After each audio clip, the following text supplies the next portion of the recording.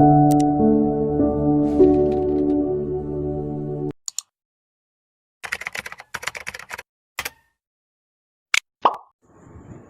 പറവൂരിലെ വെടിമറക്കഥകളാണ് ഈ വീഡിയോയിലൂടെ അവതരിപ്പിക്കുന്നത്. 1798 ടിപ്പുവിൻ്റെ പടയോട്ടം പറവൂരിലെ ജനങ്ങളെ വല്ലാതെ ബാധിച്ചിട്ടുണ്ട്. ആളുകൾ കയ്യിലുള്ളതെല്ലാം അവിടെ തന്നെ കുഴിച്ചു മൂടിയ ശേഷം ജീവനം കൊണ്ട് പലായനം ചെയ്യുകയുണ്ടായി. എന്നാൽ യുദ്ധം കഴിഞ്ഞതിന് ശേഷം പലർക്കും അത് തിരിച്ചു വന്നെടുക്കുവാൻ സാധിച്ചില്ല.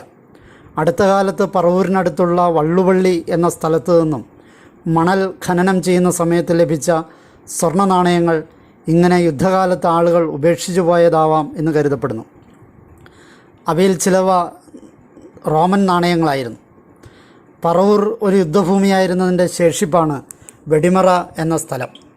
വെടിമറ എന്ന ഈ സ്ഥലത്തിന് പേര് വരുവാൻ കാരണമെന്ത് എന്ന അന്വേഷണത്തിന് 2 നിഗമന കഥകളാണ് ലഭിച്ചത്. പരിസര പ്രദേശങ്ങളിൽ യുദ്ധങ്ങളുണ്ടായപ്പോൾ വെടികൊള്ളാതെ ആളുകൾ മറഞ്ഞിരുന്ന സ്ഥലമാണ് ഇത് എന്നും അതിനാലാണ് വെടിമറ എന്ന പേര് ഈ സ്ഥലത്തിനുണ്ടായതെന്നുമാണ് ഒരു കഥ. മറ്റൊരു കഥ ടിപ്പുവിൻ്റെ പടയോട്ടകാലത്ത് വെടികൊണ്ട് മരിച്ചവരെ മറവ് ചെയ്തിരുന്ന സ്ഥലമാണ് ഇവിടം എന്നും അതിനാലാണ് വെടിമറ എന്ന പേരുണ്ടായതെന്നുമാണ് പറയപ്പെടുന്നത്. അതിന് തെളിവായി പഴയ കാലത്ത് ആളുകളെ മറവ് ചെയ്ത സ്ഥലം ഇവിടെ ഉണ്ടെന്ന് പറയപ്പെടുന്നു. സാധ്യത കൂടുതൽ ഒരുപക്ഷെ ഈ രണ്ടാമത്തെ കഥയ്ക്കായിരിക്കും.